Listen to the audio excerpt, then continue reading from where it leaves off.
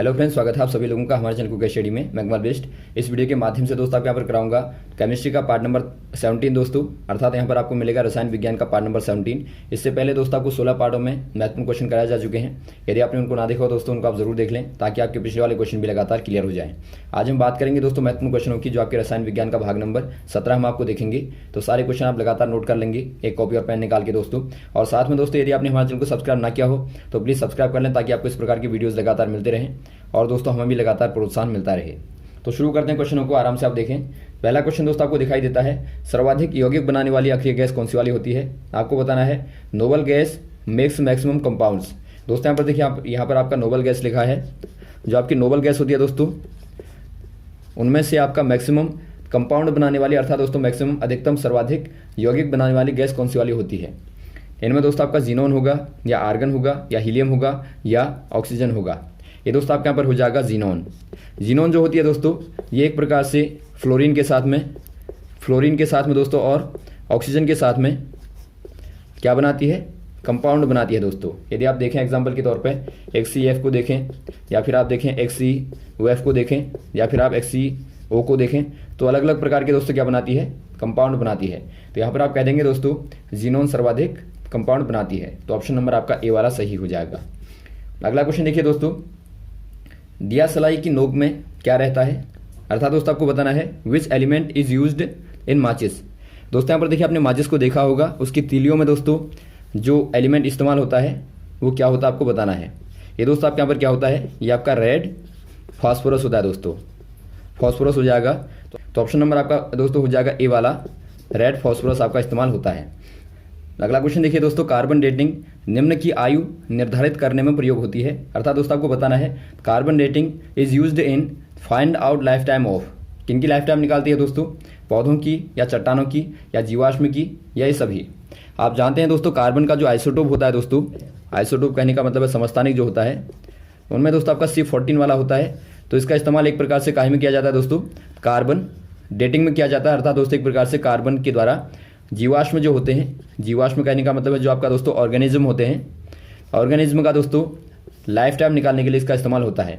तो क्योंकि दोस्तों इनमें क्या होता है, इनमें दोस्तों आपका रेडियो एक्टिव प्रॉपर्टी होती है। अर्थात दोस्तों लगातार इनका रेडियो एक्टिव डीके होता है। ये दोस्तों आपका एक प्रकार से बीटा डीके देगा। तो यहाँ पर आप कह देंगे दोस्तों जीवाश्म अर्थात ऑर्गेनिज्म का लाइफ टाइम बताया जाता है। अगला क्वेश्चन देखिए दोस्तों, विसंक्रमण के बाद जल में उपलब्ध क्लोरीन की मात्रा को कहते हैं। आपको बताना है दोस्तों after disinfecting of water remaining chlorine on it is called. दोस्तों यहाँ पर देखिए, आपको मालूम होगा, यदि अशुद्ध जल आपके पास में है दोस्तों, उसको प्योरीफाई करने के लिए आप क्या इस्तेमाल करते हैं, आप खास तौर पे CaOCl2 का इस्तेमाल करते हैं। अर्थात दोस्तों आप ब्लीचिंग पाउडर का दोस्तों इस्तेमाल करते हैं, जो कि क्या रहता है दोस्तों, इसमें खास तौर पे क्लोरीन रहता है। तो इसके द्वारा दोस्तों जल को प्योरीफाई किया जाता है। तो प्योरीफाई करने के बाद दोस्तों, उसके बाद जो आपकी क्लोरीन बचती है जल में, उसको आप क्या बोलते हैं, उसको दोस्तों आप क्या कहेंगे, मुक्त क्लोरीन या अवशिष्ट क्लोरीन या संयुक्त क्लोरीन या शुद्ध क्लोरीन। इसको दोस्तों आप बोलते हैं अवशिष्ट क्लोरीन आप कहते हैं। तो ऑप्शन नंबर आपका बी वाला सही हो जाएगा। अगला क्वेश्चन देखिए दोस्तों, निम्न में कौन सी गैस न्यूनतम ताप में जल में बदल जाती है। आपको बताना है which of the following gases is converted into water at least temperature. दोस्तों यहाँ पर देखिए, आपको बताना है कम से कम जो तापमान पे जो जल में बदले, जो दोस्तों आपकी गैस है, गैस को आपको लिक्विड में दोस्तों कन्वर्ट करना है। तो इनमें से कौन सी होगी जो न्यूनतम तापमान पर कन्वर्ट होगी, या आपका नाइट्रोजन होगा या हीलियम या ऑक्सीजन या हाइड्रोजन। ये दोस्तों आपके यहाँ पर होती है हाइड्रोजन होती है दोस्तों। यदि आप इसका देखें दोस्तों, जो क्रिटिकल पॉइंट होता है, क्रिटिकल पॉइंट कहने का मतलब है दोस्तों ऐसा पॉइंट, इससे नीचे यदि आप जाएंगे दोस्तों तो आपको गैस काहे में बदलेगी, ये दोस्तों आपकी लिक्विड में कन्वर्ट होने लगेगी। तो यहाँ पर आपका जो क्रिटिकल टेम्परेचर होता है वो आपका 33 केल्विन होता है। यदि आप इससे नीचे जाएंगे दोस्तों तो आपको एक किस फॉर्म में मिलेगी, ये दोस्तों आपको लिक्विड के फॉर्म में कन्वर्ट होने लग जाएगी। यदि आपको प्योर लिक्विड में बदलना है दोस्तों, यदि आपको फुल लिक्विड में बदलना है तो आपको ले जाना पड़ेगा 20.28 केल्विन तक। तो ये आपका यहाँ पर रहता है।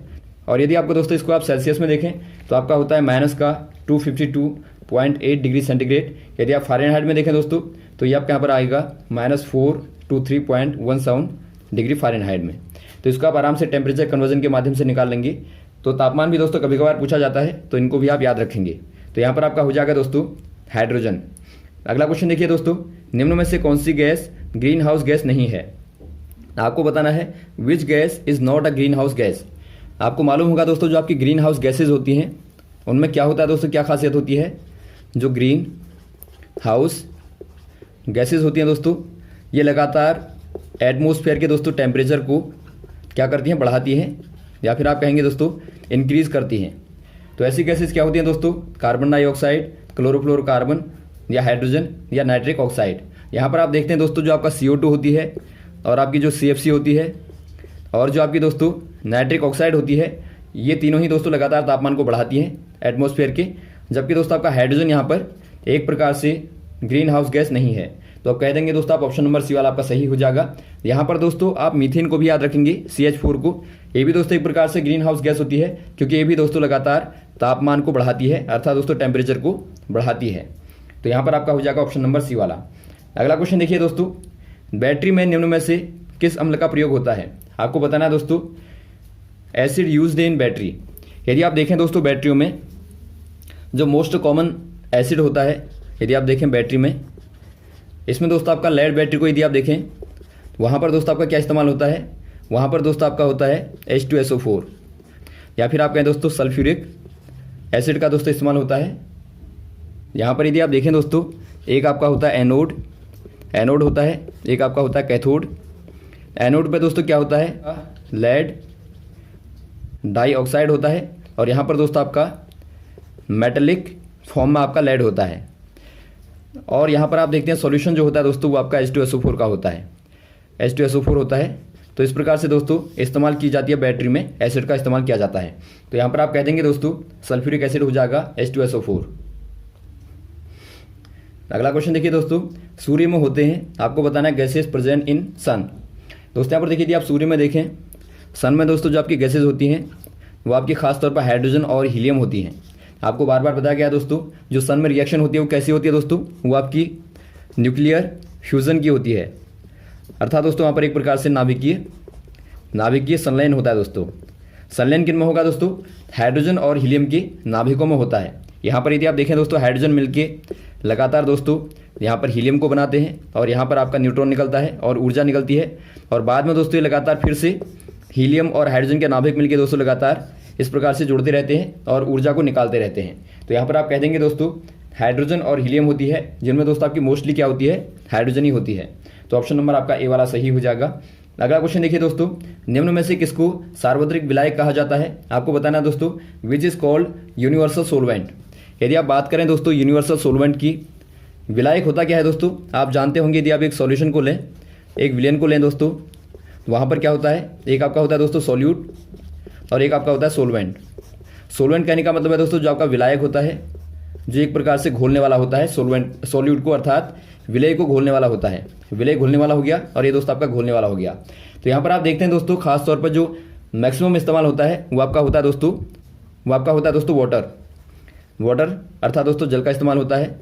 तो जल को दोस्तों आप क्या बोलते हैं, यूनिवर्सल सोलवेंट बोलते हैं। तो ऑप्शन नंबर आपका हो जाएगा दोस्तों ए वाला, जल। अगला क्वेश्चन देखिए दोस्तों, अम्ल और क्षारों की अभिक्रिया के फलस्वरूप बने पदार्थों को कहते हैं।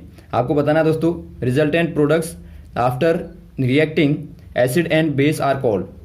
दोस्तों यहाँ पर देखिए जो आपके एसिड और बेस होते हैं, यदि आप रिएक्शन करें दोस्तों एसिड की और बेस की, तो आपको क्या मिलता है, आपको हमेशा ही दोस्तों सॉल्ट मिलता है। यदि आप एग्जाम्पल के तौर पर देखें, यहाँ पर आप ले लें HCl को एसिड के तौर पे, और बेस के तौर पे दोस्तों आप ले लें NaOH को, तो यहाँ पर क्या मिलेगा, आपको मिलेगा NaCl जो कि एक सॉल्ट है दोस्तों, और आपको मिलेगा H2O। तो यहाँ पर आप कह देंगे दोस्तों हमेशा आपको क्या मिलता है, आपको एक सॉल्ट मिलता है। और वैसे ही दोस्तों यदि आप एसिड की रिएक्शन करेंगे तो आपको एसिड मिलता है, और बेस में दोस्तों आपको बेस मिलता है। तो यहाँ पर आप कह देंगे दोस्तों आपको क्या मिलता है, आपको लवण मिलता है, एक प्रकार से सॉल्ट मिलता है। अगला क्वेश्चन देखिए दोस्तों, सामान्य व्यक्ति के रक्त का पीएच मान क्या होता है। अर्थात दोस्तों आपको बताना है pH value of the healthy persons blood. दोस्तों यहाँ पर देखिए जो आपका हेल्दी पर्सन्स होता है, अर्थात दोस्तों एक प्रकार से स्वस्थ मानव की बात करें दोस्तों, तो उसका पीएच मान क्या होगा दोस्तों ब्लड का। ब्लड दोस्तों आपको मालूम होगा कैसा होता है दोस्तों, क्षारीय होता है, या फिर आप कहें दोस्तों एल्कलाइन होता है, या फिर आप कहें दोस्तों बेसिक होता है। तो इसका पीएच मान क्या होना चाहिए दोस्तों, 7 से बड़ा होना चाहिए। और यहाँ पर आप देखते हैं 3.5 to 7.45 यहाँ पर आपको दिया है। तो यही दोस्तों लगभग आपका अप्रोक्सीमेटली ब्लड का पीएच होता है, जो कि आपका दोस्तों क्षारीय मीडियम में होता है। और वैसे दोस्तों यदि आप देखें 7 से नीचे आप जाएंगे तो वहाँ पर दोस्तों क्या मिलेगा, आपको एसिड मिलेगा। ऊपर जाएंगे तो आपका बेस मिलेगा। और यदि आप दोस्तों 7 पर देखें तो आपको क्या मिलेगा, यहाँ पर आपको दोस्तों न्यूट्रल मिलेगा, यानी कि आप कहें उदासीन आपको मिलता है। एग्जाम्पल के तौर पर दोस्तों यदि आप प्योर वाटर को लें तो वहाँ पर दोस्तों आपका 7 pH होता है। अगला क्वेश्चन देखिए दोस्तों, पौधे नाइट्रोजन को किस रूप में लेते हैं। आपको बताना है दोस्तों, plants take nitrogen in the form of.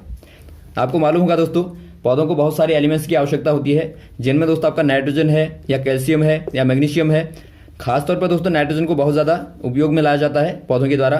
तो यहाँ पर आपको बताना है कि नाइट्रोजन को किस फॉर्म में लिया जाता है, या आपका नाइट्राइट के फॉर्म में, या नाइट्रोजन ऑक्साइड के फॉर्म में, या नाइट्रस ऑक्साइड के फॉर्म में, या नाइट्रेट्स के फॉर्म में। ये दोस्तों आपका यहाँ पर लिया जाता है नाइट्रेट्स के फॉर्म में। दोस्तों यदि आप देखें नाइट्रेट्स के फॉर्म में दोस्तों यहाँ पर लिया जाता है। इसका दोस्तों यदि आप फॉर्मूला देखें तो आपका होता है दोस्तों NO3 आयन। NO3 आयन यदि आप दोस्तों सॉल्ट के साथ में NO3 आयन को मिलाते हैं तो यही दोस्तों क्या कहलाता है, यही दोस्तों आपका नाइट्रेट्स कहलाता है। यदि आप एग्जाम्पल के तौर पर देखें NaNO3, ये दोस्तों क्या है, एक प्रकार से क्या है, ये आपका दोस्तों एक प्रकार से नाइट्रेट्स कहलाता है। तो यहाँ पर आप कह देंगे दोस्तों क्या हो जाएंगे, नाइट्रेट्स के फॉर्म में दोस्तों पौधों के द्वारा नाइट्रोजन को लिया जाता है। ऑप्शन नंबर आपका डी वाला सही हो जाएगा। अगला क्वेश्चन देखिए दोस्तों, इलेक्ट्रॉन त्यागने की प्रवृत्ति को क्या कहा जाता है। आपको बताना है दोस्तों, tendency of removing electron is called. दोस्तों यहाँ पर देखिए, जो आपका रिएक्शन में आपने देखा होगा दोस्तों, इलेक्ट्रॉन को दोस्तों त्यागने की अर्थात रिमूव करने की जो टेंडेंसी होती है दोस्तों, उसको क्या कहा जाता है। यह आपका दोस्तों ऑक्सीकरण कहलाएगा, या अवकरण कहलाएगा, रिडक्शन कहलाएगा, या रिडॉक्स कहलाएगा, या कोई नहीं। ये दोस्तों आपका यहाँ पर कहलाता है ऑक्सीडेशन दोस्तों, ऑक्सीडेशन, या फिर आप कहें दोस्तों ऑक्सीकरण।